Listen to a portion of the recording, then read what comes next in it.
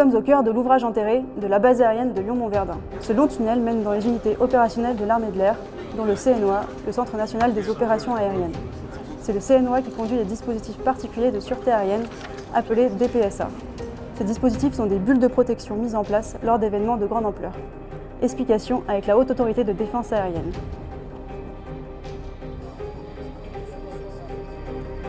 Le plan vol, Casablanca vers Charles de Gaulle. D'accord, très bien. J'appelle tout de suite Matignon.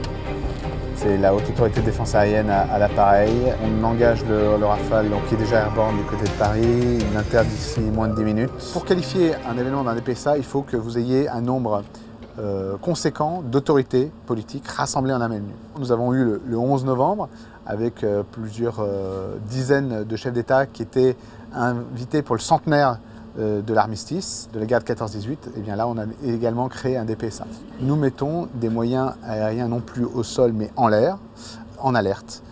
C'est des hélicoptères armés, ce sont des avions d'observation, ce sont des chasseurs, avions de combat, avions de défense aérienne, également armés, mais également des systèmes au sol du type système missile solaire, qui sont déployés tout autour de Paris, de façon à avoir plusieurs rideaux, donc d'être adaptés à des menaces qui sont sur un spectre assez large. On crée une zone interdite au sud de Paris, avec une zone réglementée tout autour, qui nous permet de filtrer et de vérifier que les mobiles aériens, les aéronefs qui pénètrent, sont autorisés. S'ils ne sont pas, de conduire certaines mesures. On a un Rafale qui est en alerte en vol du côté de Paris. Ce que je te propose dans un premier temps, c'est une ouverture, interrogation visuelle, donc on se monte tout de suite du cockpit, interrogation visuelle.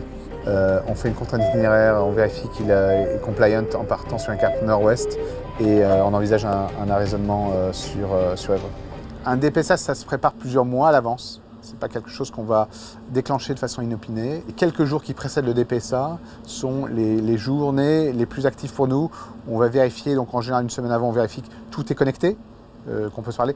Et dans les quelques jours qui précèdent, on fait des entraînements in situ avec des plastrons, donc des aéronefs qui simulent des potentiels adversaires et on les prend en compte, on vérifie que la chaîne fonctionne de bout en bout et qu'elle est, en termes de réactivité, elle a des performances compatibles à ce dont on aurait besoin le jour J.